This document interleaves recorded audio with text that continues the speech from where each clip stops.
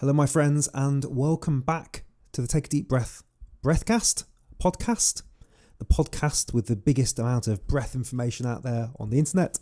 I am your podcast host and breath coach, Maher, and really excited to share today's podcast with you. We have Mr. Patrick McKeown back for a third time on the podcast. If that name sounds familiar to you, he is the author of The Oxygen Advantage. He also trained with Dr. Buteyko about 20 years ago.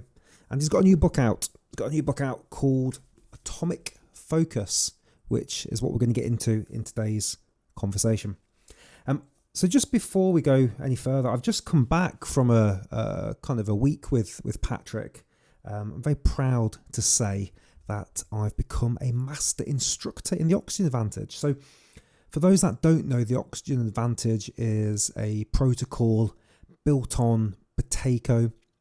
And if you think of Wim Hof as kind of down the hyperventilation side of breath work, you can almost consider, if it was a line on the other side, you'd have your Buteyko and your Oxygen Advantage. And what it is, it's a process of slow, gentle, light, deep nasal breathing, different exercises, predominantly aimed at athletes, but it really translates to everybody. There's a very cool article flying around at the minute where Patrick helped Chris Martin of Coldplay, that Chris Martin, how to breathe better. So that's done wonders, and the Oxygen Advantage is just exploding right now. If you're watching this, you'll see I've got my little t-shirt on, and if you listen to this, I'm sure you can check out the YouTube version. But yeah, it's exploding. I think Patrick said the business is gone tenfold in 4 years. Just gives you an idea of what's happening with breath work, and in particular what Patrick's doing, and the great testimonials that he's had. So Oxygen Advantage for me was where it all started. I'd done Wim Hof and I had real good sensations, but I knew nothing about the science of breathing and what all its potential benefits were. I knew you could feel great, but I had no idea that you could help people with asthma, diabetes, stress, chronic fatigue, singers. There's a lot. The breath really is the foundation for all health, as you've heard me say many times. And so as time's gone on and I've interviewed Patrick, like I say, this is the third one, really respect what he's doing. And he's such a generous person, such a good, generous, nice person. And, the feedback he's got from people like Ben Greenfield and Tim Ferriss, if you know those people in the podcasting world, these are big names. Chris Martin, as I said, from Coldplay. It's a good protocol. And I really enjoy it. And I've worked with clients now for 2 years on this and seen beautiful results. And so if you're listening to this and you are looking to work on singing or blood pressure, or you want to be a better athlete and get an advantage, we had talks from people that have worked with rugby players, with professional football players, with CEOs, and the Oxygen Advantage has helped all those people, because if your breath's off, everything's off. So I do work one-on-one, and you can apply to work with me. I'm taking on a few new clients at the moment. But what I'm really excited to share before we go into the podcast is this master instructor thing. So what the hell does that mean? So because it's been a couple of years and I've worked with multiple clients, what that means now is we've just been in Ireland, and I will be training people how to become a breathwork coach. So if that's something that interests you, it's a great career path. I really enjoy it.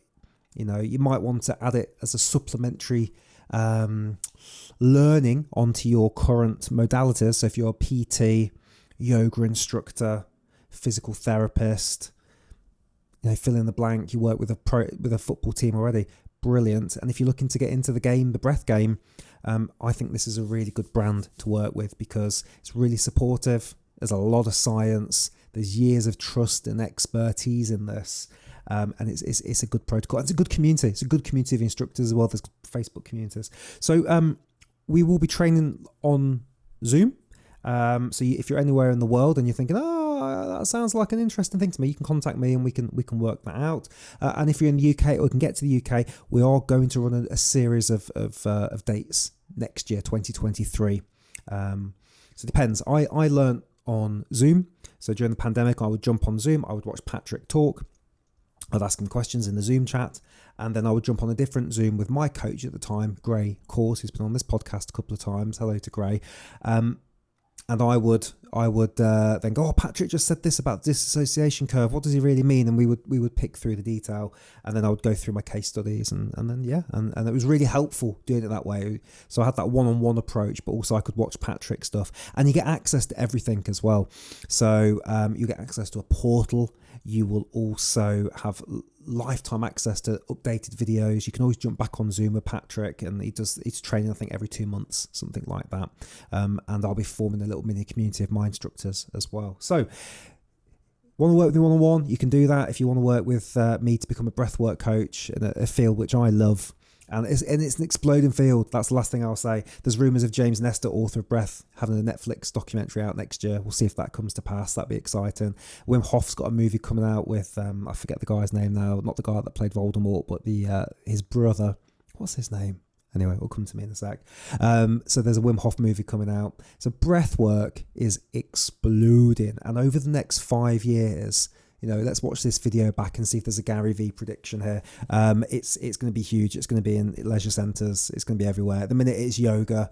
But the good thing about breathwork is you don't need anything. We can sit in the chair right now, and I can take you through a couple of breathing exercises and down-regulate your nervous system and calm you down. And you can do it on Zoom with clients all around the world. So that's my little plug, my little pitch. That's what I've been up to in Ireland. What else is going on? The course, my online course is there. That's doing really nicely. Get some good feedback, so you can do that. I've got a free PDF for you. And just the last bit, really, just trying to give you a little bit more of old Mickey's life.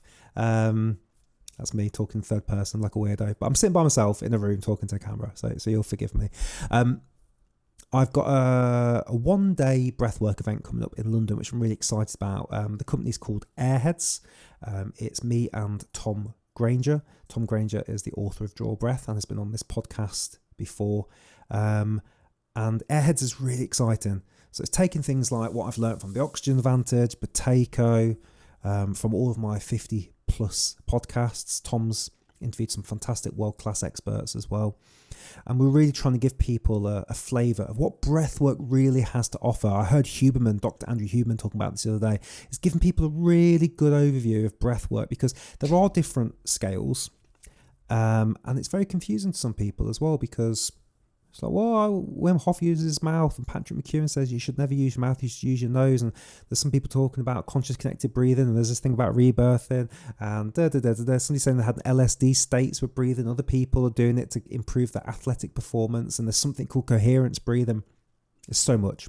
And so what we want to do is we want to make breathwork really accessible for the average person that maybe has got nothing to do with breathwork. So that's something I'm really excited about, and I'm sure me and Tom will do a podcast in the future about that, and that will be hopefully the start of an exciting new business venture, where we're hopefully working with some corporations as well. So yeah, all that's coming up, all that's coming from the show. Atomic focus is what we are talking about today, me and Patrick, on the third podcast. And I'll just leave you with this. Focus, concentration, and attention span. They're all connected, but they're all different. So how long you can focus on something, the concentration you apply, and your attention span. And these are all things we can work on with breathing. So we're going to get deep into this in today's Breathcast. So get comfortable, relax, and here is my friend and mentor and wonderful breath, generous human being, Patrick McKeown. Cheers.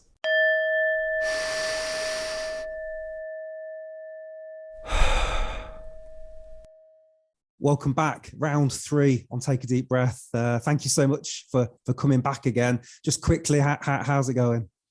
Things are good, Mike. It's been a very interesting couple of years. Yeah. And finally, I would say that breathing is getting out there. People understand it and people are practicing it. So it's great.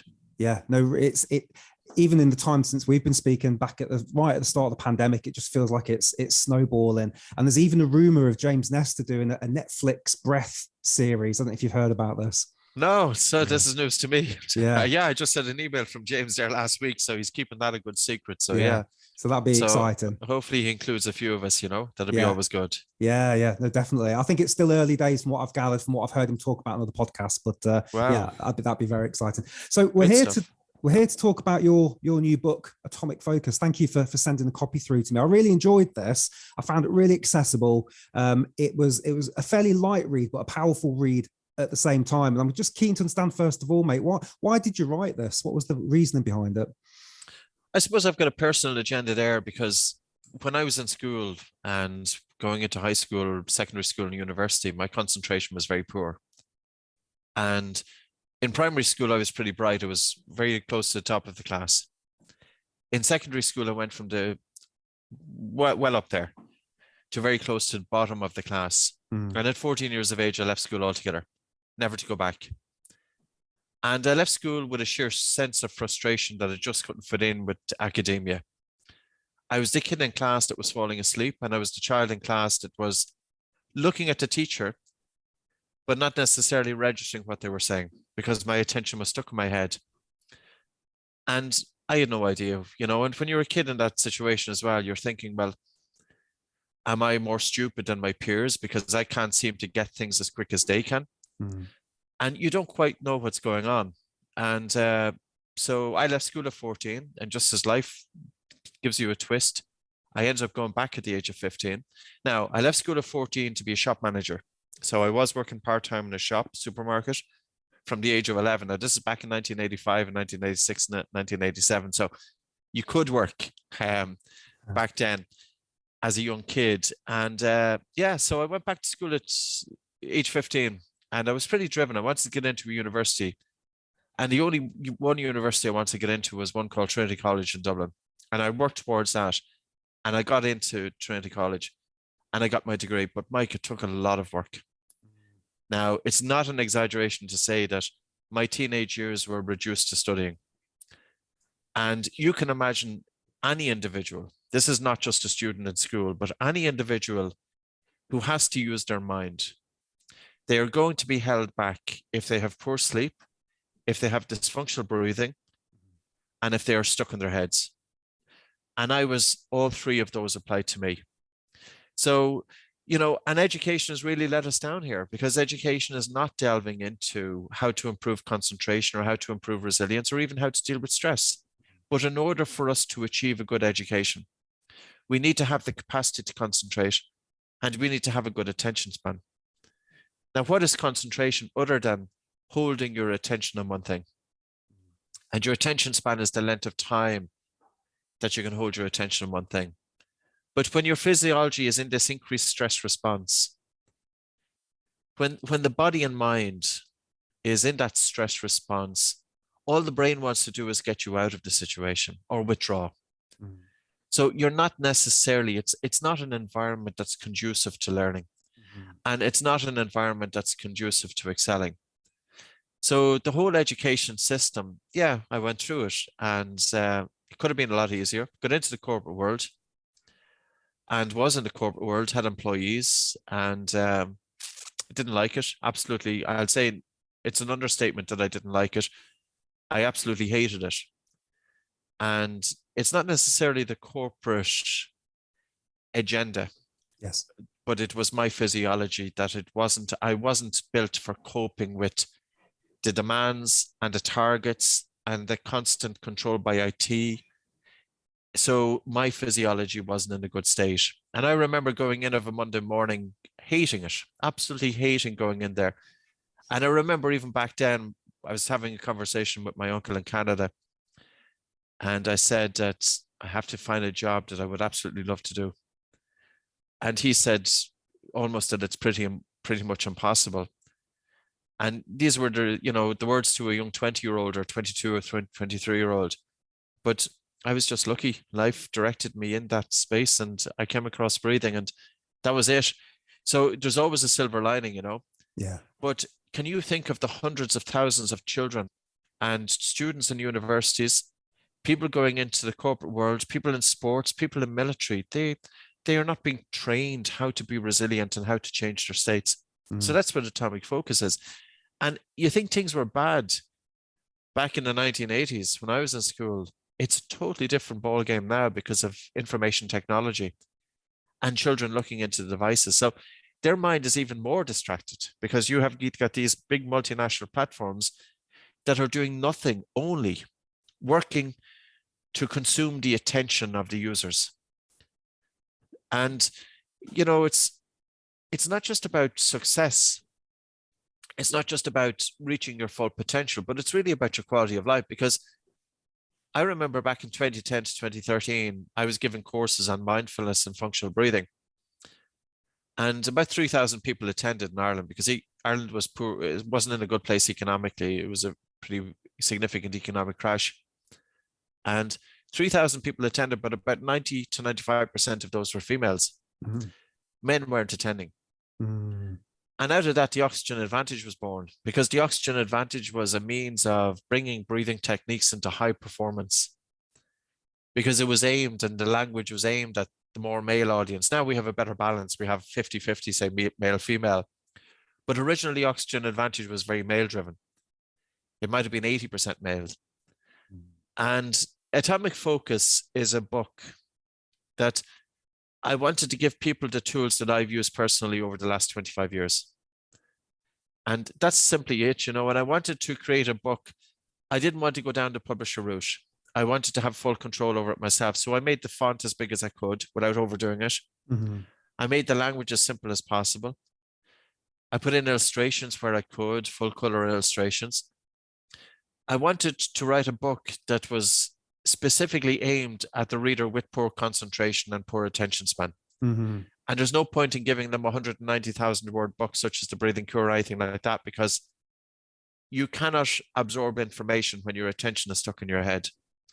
But coming back to the quality of life, if we have poor concentration and a poor attention span,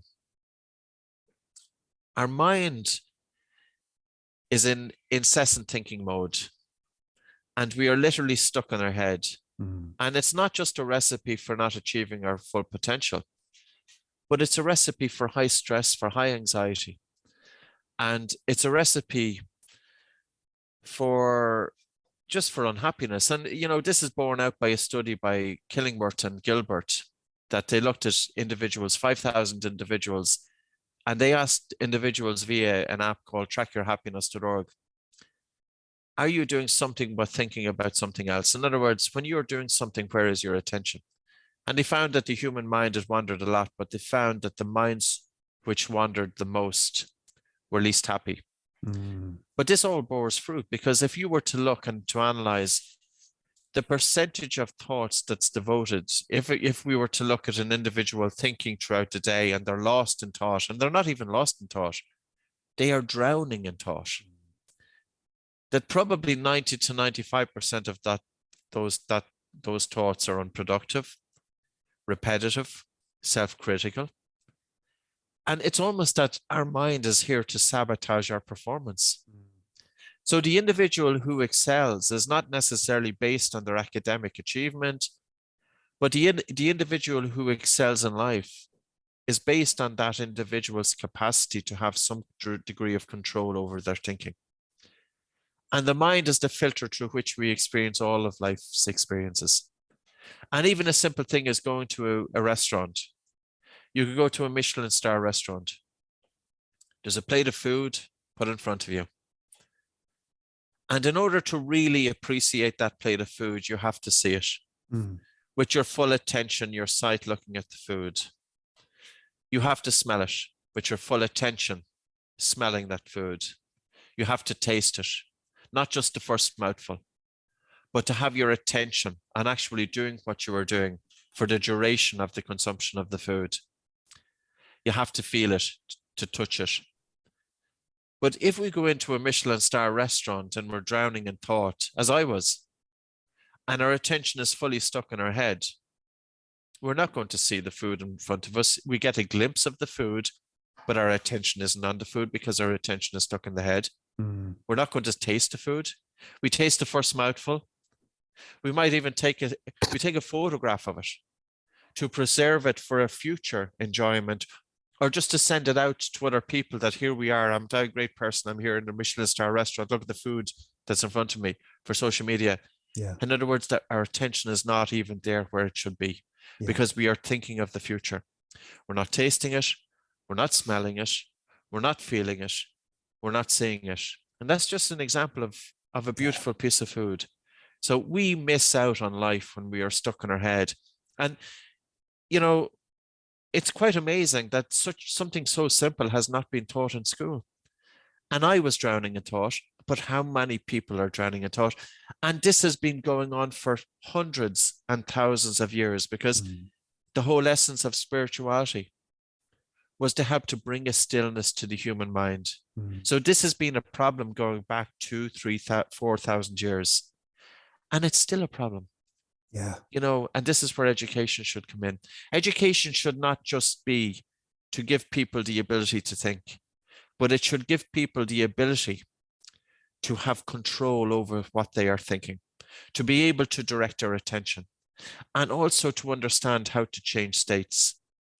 So, for example, the student going in to do an exam, that student, if they're stressed out, and especially the one with poor concentration, you know, they're studying the material for the exam. Their eyes are looking at the page, but they're stuck in their head. They get to the bottom of the page, they don't remember any of the material, they have to start over again. That student who has worked hard, and then exam time comes, and they've got poor sleep, and they've got physiology that's in that increased stress mode, and they're going into this exam expected to get a result. And society is judging these individuals, these kids, whether they are intelligent based on what they are achieving in the exam. But nobody seems to be preparing these kids. And I'm going to say this, mindfulness does not work for the very person who needs it the most. And I put that into the book, and I'll tell you why. If your sleep is lousy, as mine was, and you're waking up feeling exhausted, and you're in that increased stress response, the physiology is off, and mindfulness is not going to address that unless you're up on the mountain and you've got all day to spend focusing on your breathing. The thing about breathing exercises is that people with anxiety and panic disorder, and not even people with anxiety and panic disorder, people with racing mind and poor concentration, we need to give them the capacity to change states. And there are so many people here. I'll give you, like, this here is an example of how breathing can make an impact. On Monday, I was working with a group of elite snipers, and I've worked with them before. And the task was how to breathe while pulling the trigger of a gun. And this is where changing states play a role, because when one understands the breath, that during the inhalation, the vagus nerve is stepping back, so the foot has been taken off the pedal. So it's more under the body's stress response. And the exhalation is more under the body's relaxation or rest and digest response, the parasympathetic nervous system. The time to pull the trigger of a gun is in between heartbeats. But during the inhalation, the heartbeat is speeding up because that's the stress response. And during exhalation, the heartbeat is slowing down. And if you have a soft inhalation and a really relaxed and a slow and prolonged exhalation, the heartbeat slows down during the relaxed and prolonged exhalation. And just towards the bottom of the exhalation is the time to pull the trigger. That's simple stuff. Now, that's going just even to the detail for a sniper. And talking about focus and concentration, and this is also great to see that these individuals are the elite of the elite. And they were receptive. They weren't throwing this out. They were full on. And I knew I had their attention, because it's very easy to gauge face to face when you don't have their attention, because they start looking into their phones. And that's always a gauge. If you're giving a talk to an audience and half the audience is looking into their phones, you've lost your audience. Yeah. Yeah. Well, that's interesting about the snipers, Patrick. I love those sort of stories as well, because that's fascinating. I want to dig into a couple of bits there, because there's quite a bit to unpack. Let's talk a bit about sleep. You mentioned sleep. So what? I mean, there's a lot of stuff about sleep out there now. It's definitely a lot more relevant. A bit like breath. I feel like those two have been on that nice little journey over the last sort of 4 or 5 years. Why is sleep important? Why is it rubbish? What can we do about it? if you can kind of give us a bit of a sleep overview. I just wanted to remind you about my new Functional Breathing Essentials course, which is out now. So if you've enjoyed what you've heard here today so far, and you're keen to learn more about proper, functional, healthy breathing, then the link down below will take you to a page just to explain more about this course. And functional breathing has a whole host of benefits. You can lower blood pressure, increase focus, get a better night's sleep, have more energy, more clarity, and just feel better within yourself. Because breathing is the rock bed foundation of good health. Because if your breathing's off, everything's off. So if that's something that you're interested in, click on the link below. Cheers. Well, I'll give you my own personal experience with this. 1997, 1998, I was waking up feeling exhausted, as many kids do, and adults. And that night I taped my mouth closed, but I also wore nasal dilators. I wore breathe right strips because I had chronic nasal obstruction. And I was doing the nose and blocking exercise, but when you first start on the breathing journey, you can temporarily free your nose, but it gets stuffy again. And then the more you breathe through your nose, the better your nose works, as long as you're practicing the exercises. And that's the one thing about the human nose. If your nose is stuffy, you are 2 to 3 times more likely to have a sleep problem. So I taped up my mouth the first night after hearing about the importance of nasal breathing. And I was practicing the breathing exercises during the day, but I used the nasal dilators. The first morning, I don't really remember a whole lot that it made a big difference to my sleep. I don't know, can't remember. The second morning, I remember waking up and I was so clear and so focused that morning. And it was absolutely unbelievable. And to this day, I have my mouth closed during sleep, genuinely. So many people are talking about sleep, but they are missing the elephant in the room. And the elephant in the room is nasal breathing during sleep. You can do all the sleep hygiene in the world. You can have the darkest bedroom, the quietest bedroom, not drinking alcohol, not logging into your mobile phones, wearing blue light filter glasses, not eating late at night, doing all the most wonderful things. But if you have your mouth open, that is the big significant piece. Why aren't they talking about it? You know, and we have to bear in mind that 50% of individuals are waking up with a dry mouth in the morning. We should never wake up with a dry mouth in the morning. And none of this stuff is new, Mike.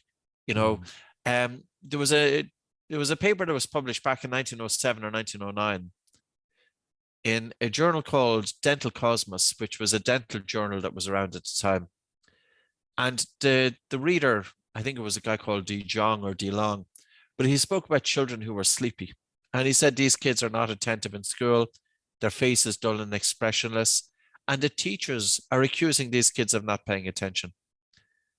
And the title of the paper was Mouth Breathing and its impact. So mouth breathing and the impact on children.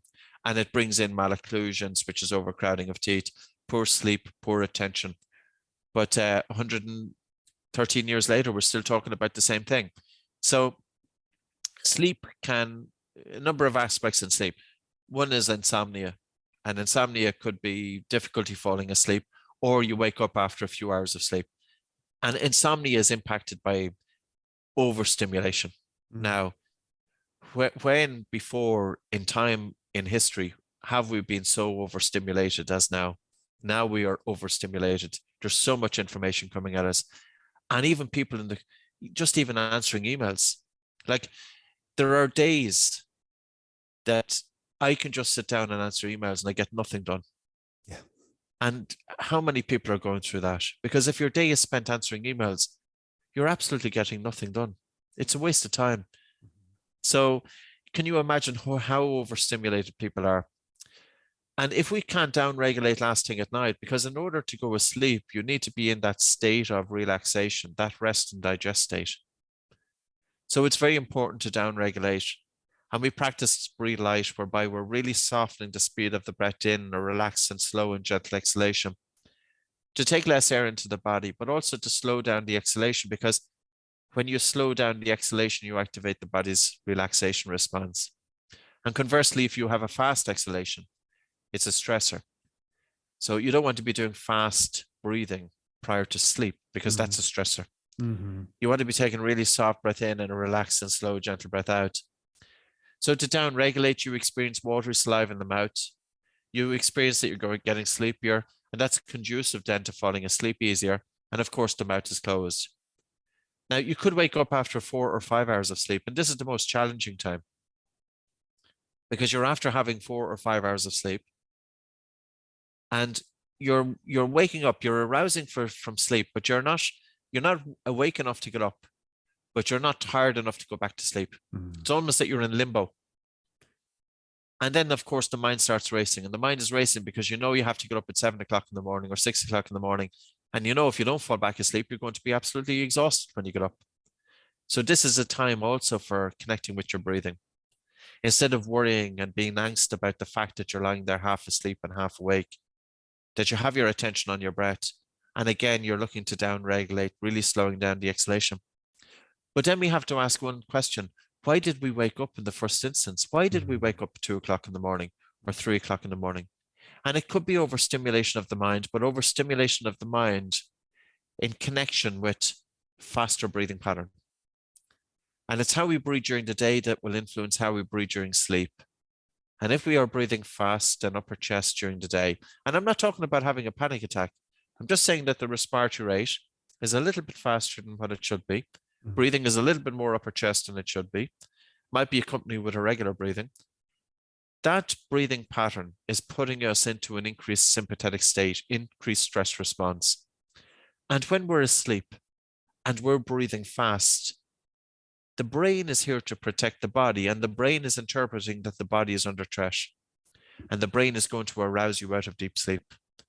So if you've got good control over your breathing, and if you practice breathing light, slow, and deep, for example, during wakefulness and nose breathing, that will translate into better breathing during sleep, and as a result, your sleep will naturally be deeper, and you're waking up feeling more alert.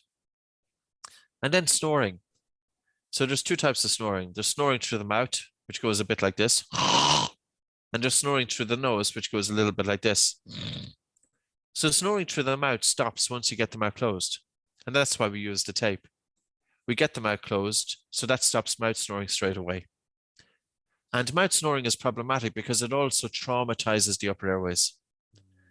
So you have all that trauma and drying out and cooling of the upper airways, which is contributing to inflammation. And it also makes the upper airways more sticky. So if the airways do collapse during sleep, which will be obstructive sleep apnea, it takes a lot more pressure to try and open them to establish breathing again. Nasal snoring significantly reduces when you reduce the flow of your breathing. If you have an individual who is breathing fast and hard, there's increased turbulence in the nasal airway. But if you have an individual who's breathing light and slow, there's less turbulence. We may not be able to stop nose snoring because nose snoring is going to be a combination of the anatomy and breathing flow. So we need to look at sleep from the point of view of an engineer, and no engineer is going to look at the diameter of the pipe without considering flow. But in sleep medicine, it's only the diameter of the pipe which is investigated. Person's everyday breathing patterns is overlooked. Whether they are breathing through the mouth or nose is overlooked. And this is problematic because when you have the mouth open, it compromises the airway. The tongue is not resting in the roof of the mouth. The tongue is more likely to encroach in the airway.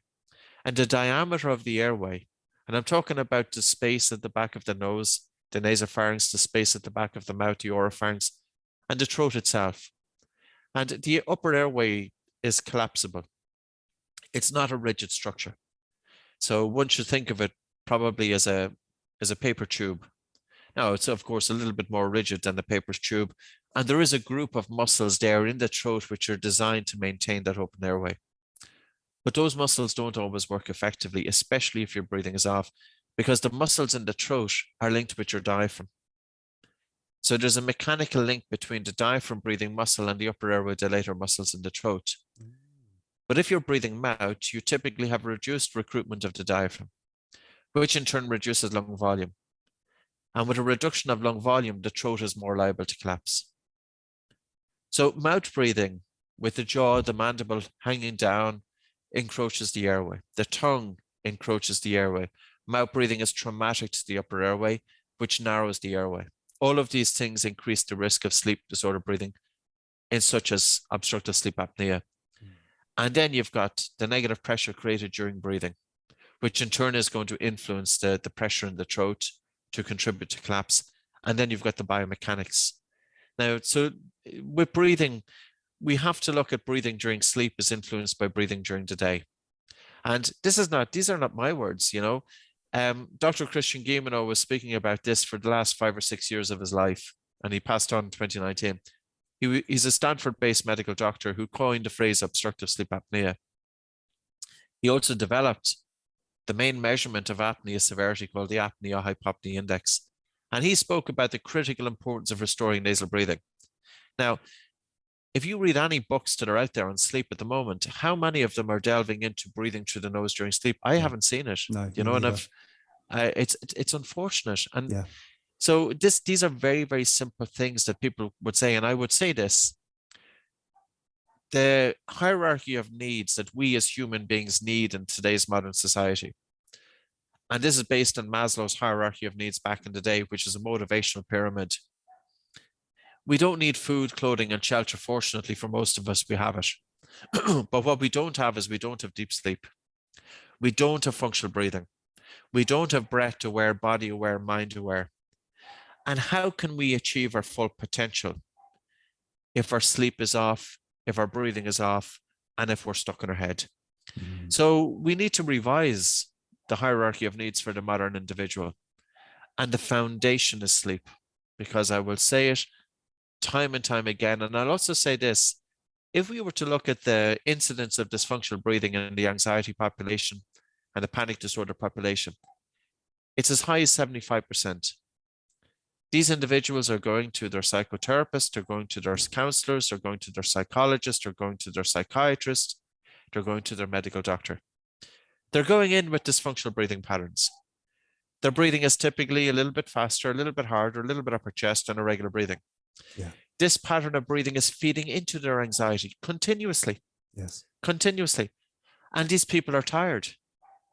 And cognitive behavioral therapy is not going to change respiratory physiology, and cognitive behavioral therapy is not going to improve their sleep if they have a sleep disorder breathing. So it's really time for, if you are going to take control of an industry, it's really time that you open it out, and you have to approach the human body from a multidisciplinary perspective, and you cannot throw breathing out. But breathing has a bad rap.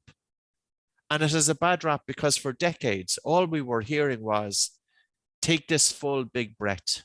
So you had millions of instructors throughout the world, full big breaths, and the class, you would hear them all taking this full big breath in class. What a load of nonsense. They have really let it down. And I'm saying that because, and I'm not saying that I know everything about breathing. I have to say, I absolutely do not. But there has been a few things which have been overlooked, and the potential here for the human race would have been transformative in terms of improving their everyday breathing patterns, improving their sleep, and showing people how to improve their blood circulation, how to open up their nose if their nose is stuffy, how to help open up their airways, how to bring a balance in the autonomic nerve, how to breathe during physical exercise. It would be transformative, all those people. And I see a massive potential in the yoga community here, that any yoga instructor, that when a student walks in their door, that yoga instructor is able to tailor breathing exercises to that student, and it could be life-changing. So I think the time is coming, Mike. And it's really in the breathing space, it's been an amazing space. We have to get breathing away from the woo-woo. So the left of field is too left of field, forget about it. Right of field, medical doctors aren't really interested in the main, so that's fine too. Breathing is for the people. It's right down this corridor here. But we have to think of the children here as well. We have to think of the students in university and the pressure that's heaped upon these kids. We have to think of the people in the corporate world, the pressure that's heaped on them as well to achieve. And they are not given with the tools to deal with their physiology. And that's where it's at. Yeah, my one of my good friends, he's a wellbeing coach, and he works kind of privately for the NHS, and they have different people come in and do talks. And one of the people that came in was a respiratory surgeon. And so my friend knows me really well. He knows what I do. We talk all the time. So he said, "Hey, what's going on, mouth versus nose?" And the respiratory surgeon said, "Well, there was something potato-ish in the 80s or 90s, but I don't think there's really anything to it. So this guy wasn't even telling people after they've had surgery to use the nose. And I don't know if you've experienced this when your whole life is kind of going down this rabbit hole of breathing, you forget that a lot of people still don't know this. You kind of suffer. Of course. No. And it's not new. It's very normal that they don't consider any difference between nasal breathing and mouth breathing. So maybe it's too simple. Maybe it's too much common sense, you know. What does the mouth do when it comes to the breath? If we were to look at the human mouth, and here's an anatomical model of the mouth here. So we see the teeth, we see the hard palate, we see the soft palate, we see the tongue. And if the mouth is open, the air is going to go straight across the tongue, over the top of the tongue, down the throat. There's no part of the mouth devoted to breathing. So the mouth is simply a hole. And it's a hole whereby air is going straight down the throat and it's doing nothing. And a respiratory consultant who's working with children with asthma and adults with asthma. I was an asthmatic. You know, when you have asthma, you don't just have asthma, you have a stuffy nose. Your sleep is affected. You're tired. And because of a stuffy nose, you're more likely to mouth breathe. And when you mouth breathe, you're breathing upper chest and breathing faster. So you're in that increased sympathetic response. So people with asthma are not just having asthma. They're more likely to be tired and they're more likely to have that increased stress response, especially if their asthma is not under good control. I think it's really unfortunate, Mike. You know, you don't need to have, you know, double-blind randomized control trials to determine if the nose is better than the mouth when it comes to breathing. The full thing is that the mouth does absolutely nothing. And in any event, Mike, nobody is interested in determining it. In 20 years, I found 2 studies looking at the incidence of oral breathing in the adult population. And the conclusion was that it was about 17% of the adult population. I have found no more studies, so there's not even an interest in researching it. So people sometimes say to me, well, if it's so important, where are all the clinical trials? The fact is that just breathing, unfortunately, it's not attractive enough for people to be doing clinical trials, and maybe because it's difficult to commercialize it. You can't scale it. You know, if you could imagine a situation, if breathing exercises promised a return of millions of dollars of profit, I guarantee you that there would be convoys of clinical trials. It would be no end of them. But of course, that's not the way it is. And the other thing is with ear, nose, and throat doctors, I had an operation on my nose in 1994, and nobody said to breathe through it afterwards, post-surgery. I continued mouth breathing, and I continued to have those very same issues that I had prior to surgery, because it's not enough just to treat the nose. We also need to change the behavior. And if you have an individual with a stuffy nose for 6 months or more, they will have developed a mouth breathing pattern. And even with children, when we look at children who undergo adenoidectomy and tonsillectomy, there's a 65% worsening in their sleep within 3 years, unless nasal breathing is restored. So I think it's just time to consider, what does the human nose do in terms of breathing? Since 1988, it's known that the pressure of oxygen in the blood increases by 10%. When you do nasal breathing during physical exercise, there's an increase in carbon dioxide. You know this because you feel an increased air hunger. And as carbon dioxide increases and blood pH drops, hemoglobin, which is the main carrier of oxygen in the blood, releases more red blood cells to the working muscles. So not only does oxygenation improve during nasal breathing, but oxygen delivery improves. And the fraction of expired oxygen is less with nasal breathing during sports than with mouth breathing. Nose breathing is very much connected with the brain because of the communication between the nose and the brain. And I think this is a primordial, primitive kind of to ensure evolutionary or survival of the species. So, for example, the term sniffing out danger. And, you know, there's other aspects of it as well. That there was a study in 2019 in Israel that visuospatial awareness improved with nasal breathing. So you can imagine on a football field or any sports or police officer, they need to have their focus on what's going on ahead. But at the same time, they need to be able to scan everything around them. So that's visuospatial awareness. That improves with nasal breathing. We select our mate based on the communication from the nose up to the brain. So we select our partners based on this.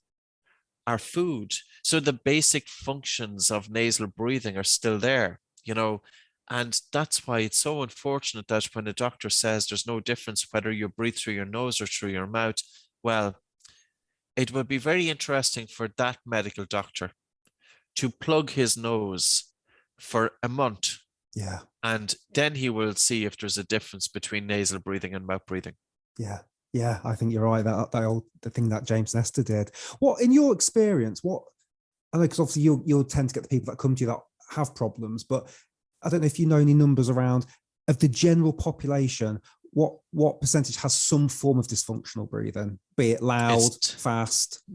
Yeah, it's really, even what we have to, I suppose, ask what is dysfunctional breathing. So dysfunctional breathing is when breathing is not normal, and when breathing might be associated with a faster respiratory rate or a feeling of effort.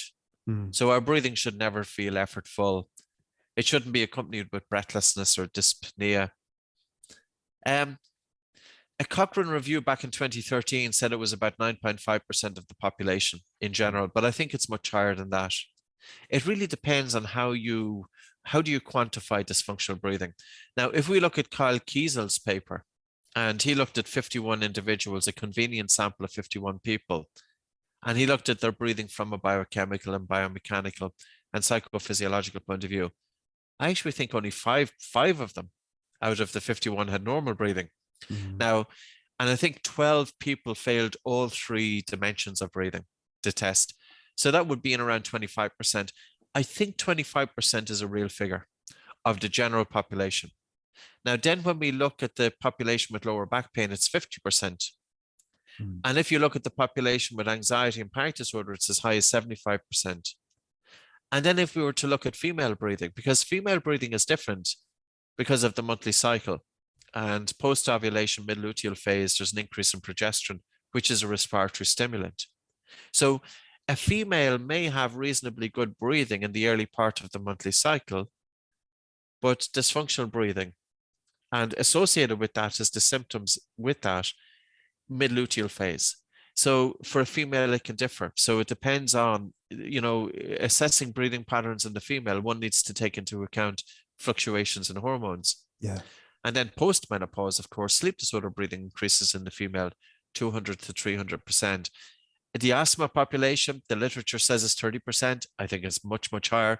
I've worked face-to-face, hands-on with people with asthma over the last 20 years. And God, I can't say there were so many asthmatics coming in with good breathing patterns. I'm not going to say it's 100%, of course it's not. But I would a minimum say it's about 60 to 70% of individuals with asthma. Wow. Now, mild asthmatics, they're more likely to have good functional breathing. But when asthma is going moderate into severe, you're getting dysfunctional breathing patterns. Now, of course, this is where the doctor might say that, and it's not a criticism of medical doctors, because there's some medical doctors who really get this, but the institution hasn't got it. The profession hasn't got it. And it's because the institution is not doing any training in terms of breathing. Yes. Sleep doctors don't look at the difference between mouth and nose breathing, unfortunately. Some do. There's some tremendous medical doctors out there who do get it. But we would love to see medical doctors having some understanding of the breath, even if they understood the physiology of the Bohr effect, which they all study anyway. This thing that was discovered back in 1904, this relationship by the Danish physiologist Christian Bohr, that as carbon dioxide pressure increases and blood pH drops, that hemoglobin affinity for oxygen reduces. In other words, the red blood cells release oxygen to the tissues and organs in the presence of carbon dioxide and drop to blood pH. So we can influence our own oxygenation. So coming back to dysfunctional breathing, nobody has agreed on a definition of what is dysfunctional breathing. And as long as and it's because the breathing is complex and it's multidimensional. And this also is held breathing back because you've got one community of breathing instructors focusing on the biomechanics, one community focusing on the biochemistry, one community focusing on resonance frequency breathing. And that's the one thing about the oxygen advantage. I want to try and bring in all three so that we can look at all three dimensions of breathing. And it's not constrained by tradition. I didn't want any tradition. I want this to evolve, because information is coming out all the time. There's no guru, there's no tradition. There's simply what can we do in terms of the breath based on the information that we know today, but also based on the experience of the thousands of clients who we are working with, because that's often dismissed.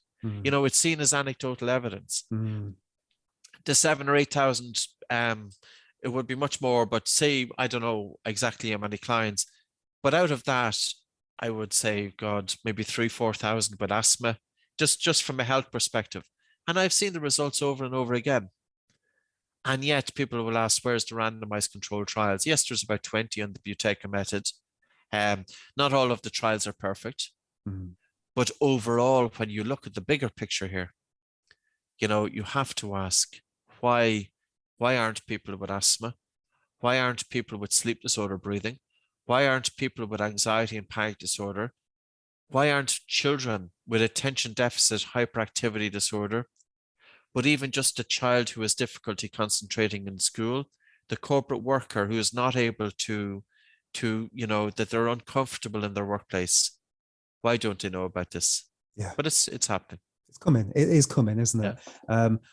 Okay, I want to jump into a bit of audience Q&A, if that's all right, Patrick, and sure, put you to the test a little bit. Well, it depends. We'll see. Okay, so the first question that came in was, when you've got the pulse oximeter on, let's say, I don't know, you're slow breathing. Let's say you get that down to 90% or whatever the number is. Let's say 85%, just for argument's sake.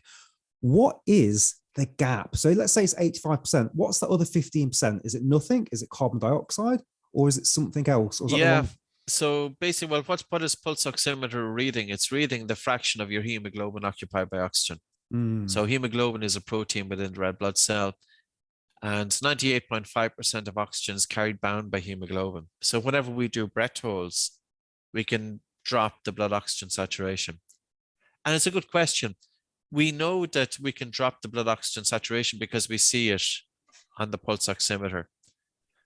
But I don't have that answer, and I should have that answer in terms of when hemoglobin, well, the pulse oximetry is only measuring the fraction, whether hemoglobin is occupied by oxygen or not. Yes. So your question is, when hemoglobin releases oxygen, does something else come in to fill the place? And I don't have that answer. So we'll keep looking. If I find out, we have to delve a little bit. Yeah. And you know what? I'd say the probably people are saying, oh my God, how on earth does he not know that answer? Yeah, it's one of those things. I should know it. Well, I did some Googling and some looking around, and I couldn't find it. I went into communities, so it's a question that doesn't seem to be a readily available answer. So it's very interesting. So question: when people are doing exercises like breathe light, breathe slowly, and they're starting to get that air hunger, how do we know that that is safe and they've not got too much CO2 is a question that I was asked. Could it be a dangerous level of CO2? So anything that we can do to put people's minds at ease when they're doing a nice bit of slow, gentle breathing? Well, you know by the numbers, you know, in terms of if you do slow, gentle breathing, see, the body is so sensitive to an increase of carbon dioxide that if carbon dioxide increases in the blood by even 2 to 3 millimeters of mercury pressure, which is very, very little, it can double ventilation. So it would be pretty much impossible for somebody to slow down their breathing to the point that carbon dioxide would get dangerously high. It would be literally impossible. Yeah. Because the impulse to breathe would be so strong, and the signaling coming from the brain to the breathing muscles, the involuntary contractions, and it's not the increase of carbon dioxide. Even if you were to do a really long breath hold, it's not the increase in carbon dioxide that terminates that breath hold. Carbon dioxide, you would pass out before carbon dioxide gets dangerously high.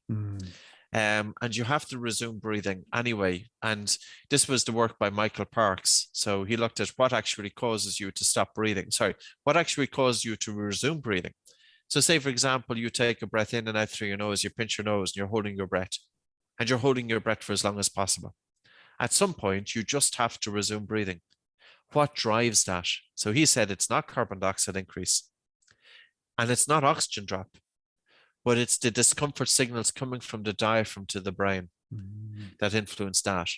So carbon dioxide, it wouldn't become dangerously high. And you might ask the question then, well, what about somebody with severe asthma? So what about somebody with severe asthma that has poor gas exchange? The carbon dioxide in return cannot leave the lungs because of poor gas exchange taking place. In that instance, what we would be doing is doing nose, slow, and low breathing to help improve gas exchange so that oxygen can get in from the lungs to the blood, but also that carbon dioxide, then excess CO2, can leave the body through the lungs. So we still do light, slow, and low breathing with individuals who have got more severe tendency to breathing. Now, we do small breath holds first to help get their breathing under control, but the whole purpose is to improve gas exchange there. Yeah, that's good. When some people start to do some of the oxygen or potato exercises, and maybe they're doing a light, slow, and deep, or they're doing a breath hold, they sometimes say that they're getting lightheaded. Now, is that because of a lack of oxygen, increased CO2, or something else? I don't know, because you shouldn't feel lightheaded when you do light breathing. Now, it could be plausible that people can get lightheaded doing slow breathing, because in that instance, they are focusing on slowing down the respiratory rate. But you have to ask the question, has the tidal volume increased disproportionately to cause an increased minute ventilation? So lightheadedness could be something that is common when your breathing is harder and faster, and you're blowing off too much carbon dioxide from the blood through the lungs. And as a result, the carotid artery, which is feeding the neck and the face and the brain with blood flow, that constricts. So light breathing, could it influence and contribute to lightheadedness? I've seen it happen, but I don't have a reason for it. Could it be because of a drop in blood pressure if people have low blood pressure? So there could be something else going on there. Yes. But the slow breathing and the low breathing, if it does increase minute ventilation, it could bring in on lightheadedness. Yeah, okay. So interesting. So the take there would be, sorry, Mike, to cut across you, is that when somebody is focusing on breathing, don't just think of the respiratory rate. You know, if you're focusing on the respiratory rate, also think of what's the volume of air that you're taking in with each breath, because ultimately breathing is about minute volume. You know, how much air are you breathing per minute? And that's determined by the respiratory rate multiplied by the tidal volume. Okay. And could there be something there that if your minute volume has gone up, so suddenly you've got more oxygen, and then your slow breathing, there could also be a balance in the CO2? Could it just be that more oxygen is getting to the brain because the CO2 has gone up potentially? And so they're getting that lightheadedness from that. Is that possible? Don't know. Interesting. Yeah, okay. Look into that. It's most people don't feel lightheaded though when they do the light breathing, but some people do. Some people do, but it's not so common. And not from light breathing. So just as well for listeners, there's a difference between light breathing and slow breathing. Light breathing is when the minute ventilation is less than what it should be, and the person feels air hunger, which signifies that carbon dioxide is increased in the blood. And the reason that we want to do that is we want to reduce the body's chemosensitivity to carbon dioxide. Because when you reduce the body's chemosensitivity to carbon dioxide, breathlessness during physical exercise is less, breathing is lighter and slower during sleep. But also, when we can reduce the body's chemosensitivity to carbon dioxide, we alleviate the feeling of air hunger or suffocation, because very often people with dysfunctional breathing, they'll say, I just feel that I can't take a satisfying deep breath. And they feel air hunger as part of their normal everyday breathing. So we actually have them breathe less air for periods of time to reset that, so that they don't feel the air hunger then during their normal everyday breathing. And when they don't feel air hunger, it's much easier for them then to adopt good breathing patterns, because a person who's feeling suffocated during rest, they are going to revert to upper chest breathing and faster breathing to alleviate the feeling of suffocation. But upper chest breathing and fast breathing, it wastes a lot of air, because so much air then is lost to dead space. So it's not the ideal breathing pattern in terms of increasing the volume of air that's brought into the small air sacs in the lungs where gas exchange should take place. So, you know, to improve the biomechanics of breathing, we should be focusing on the biochemistry. But yeah, I don't know in terms of the question. So this next one then is the opposite of what you do. But is this even harder now than the last question, is it? Sorry, no.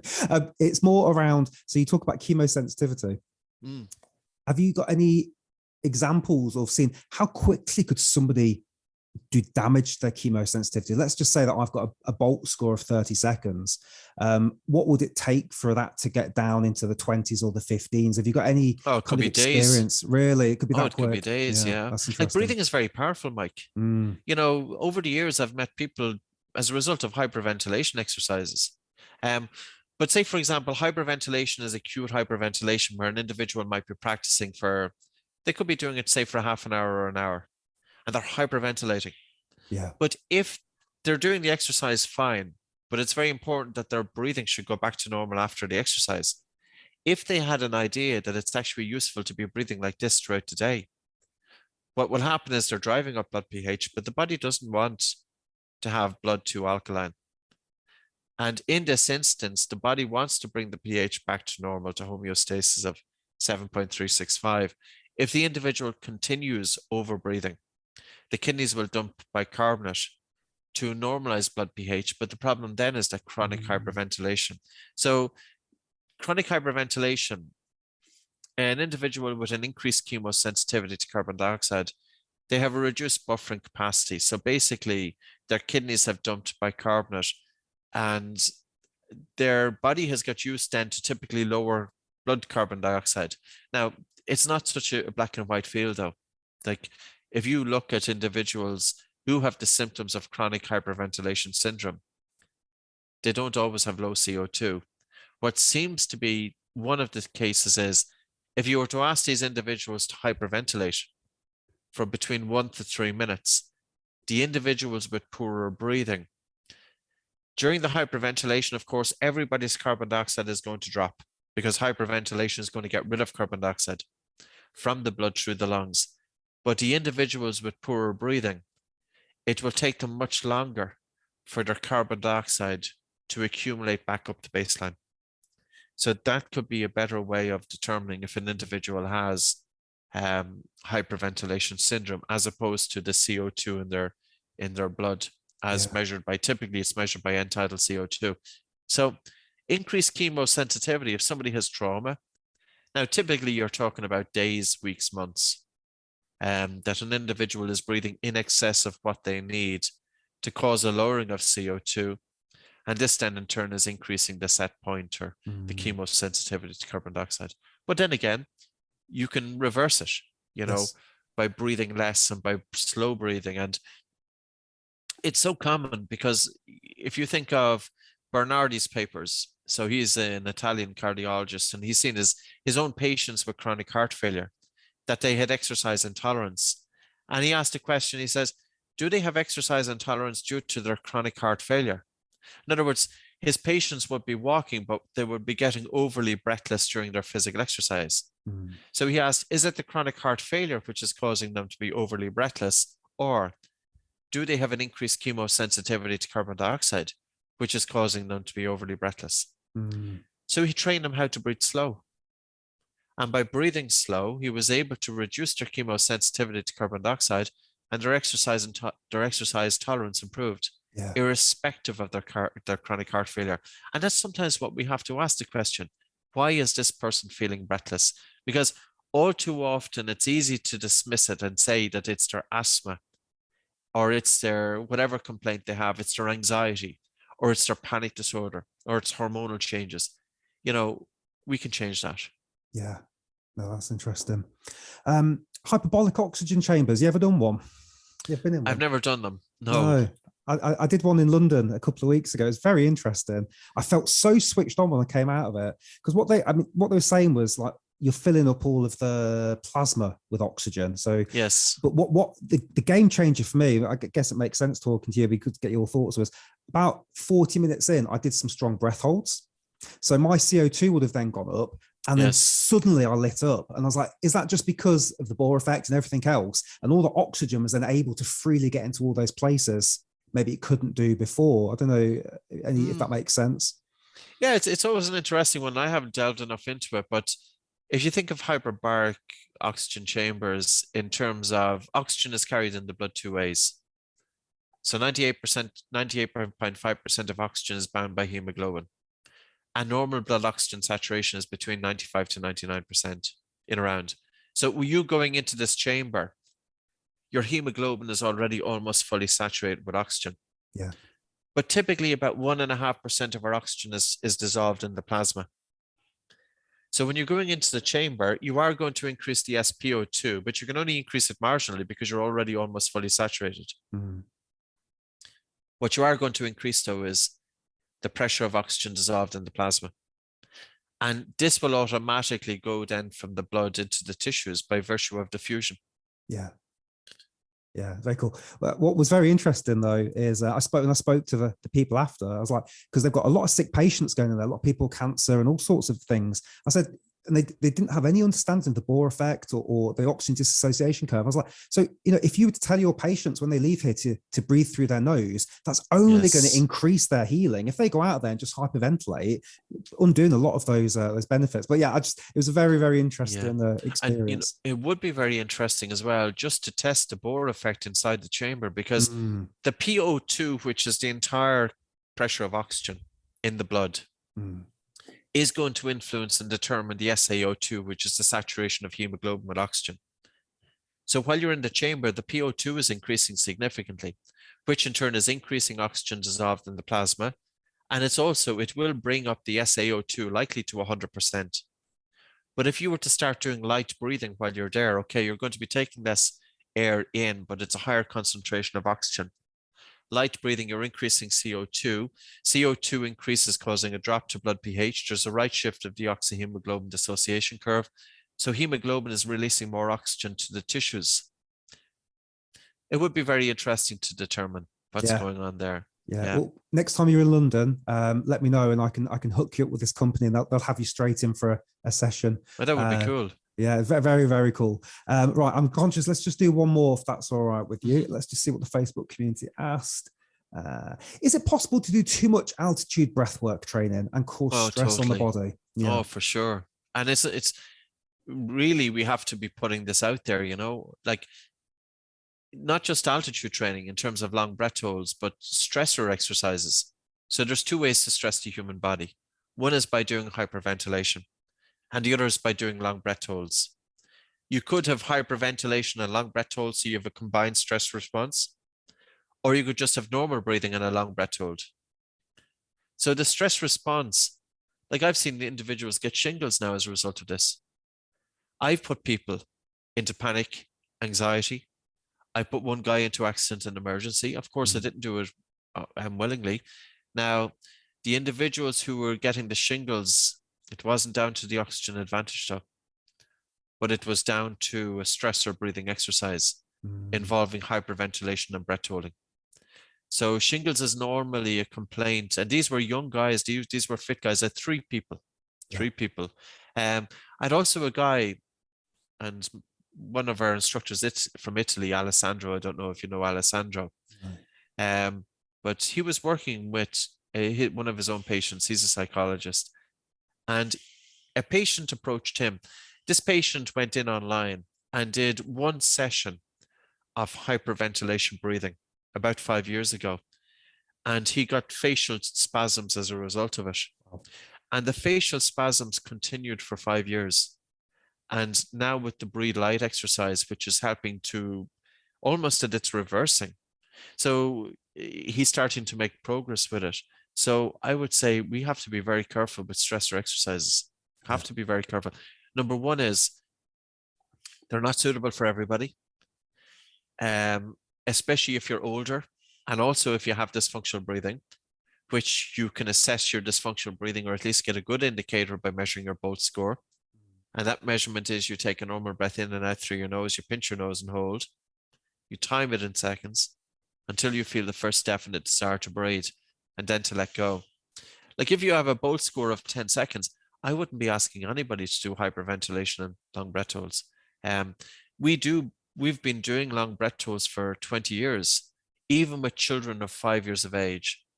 But it's always very important to tailor it to the individual. Yeah, so I would say to people, be careful with stressor exercises. It's just like physical exercise. You're not going to be sprinting up and down all the time. Yeah. The body, it takes its toll. So be careful. Get that foundation right. Get your Bolt score up. Be a functional breather and then play if you want to, maybe. Yeah, and you know what? Unfortunately, like in the Western society, we're very much attracted to this, the bigger the better, and the louder the better. Yeah. And it shouldn't be always that way. And also remember, if you're stressing the body and mind, bring in recovery.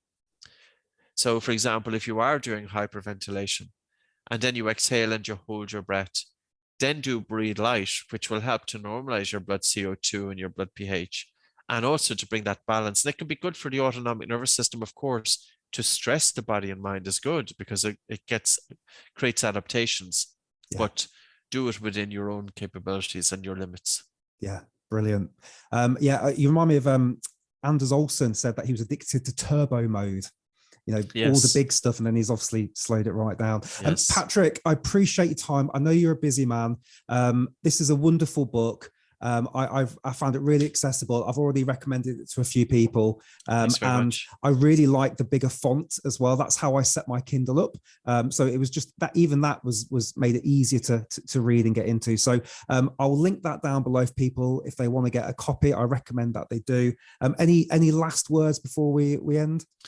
I would really say to people, don't write breathing off. There is something amazing in this. And my own personal journey, even if I never put it out there for anybody, what I've got from my own personal well-being has been amazing in terms of sleep, but in terms of that one directed attention, which we spoke about at the very, very start, the capacity to hold your attention on what you want to hold it upon and not to be sabotaged by your thoughts. And it's not just about mindfulness. You have to get your sleep right.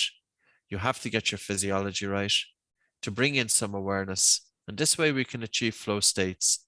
And flow states is that wonderful state of mind whereby we're in relaxation and alertness at the same time. And the right action happens by itself. Oh, brilliant. Wonderful. All right. Thank you. Thank you so much, Patrick. Maybe we'll do round 4 in a year or two. You never know. I keep getting you back every time. Great stuff. Pleasure to be here. Thanks very much, Mike. Bye. Hello, my friend, and thank you for sticking all the way through to the end of that Breathcast. You're a true hero, a true breath hero. So a couple of bits. So I hope you enjoyed that. Now, whenever I watch a podcast, there's normally so much information. So what I really encourage you to do is grab a pen and paper or get your phone out and just think, what was 1 or 2 things from that podcast that I'm going to use right now? Because it's really easy to watch 10, 15 podcasts a week. And then you think, what was that person talking about? So with that one, was there one thing that stuck with you? Maybe breathing slower, certain breathing exercise, something you could go and do, a book that maybe you'd like to go and pick up next.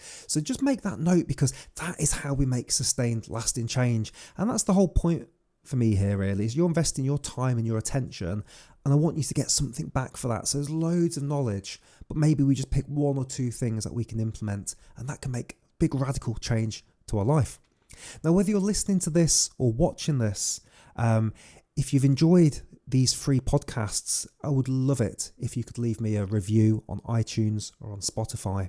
And if you're just watching these on YouTube, if you could like, subscribe and share and leave a comment, because what I'm really trying to do is grow this community, because the more people that watch this and leave reviews, the bigger guests I can get, the more powerful guests, the more people that will give us more information so we can share that with our friends and family and implement it in our own lives. So just taking a few moments to do that would be a great appreciation. We've got some wonderful reviews on iTunes already, so if you could add to that, I would really appreciate it.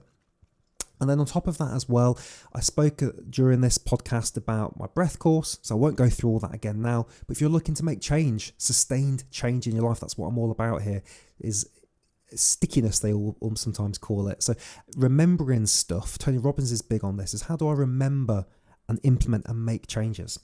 And one way to do that is take my breath course.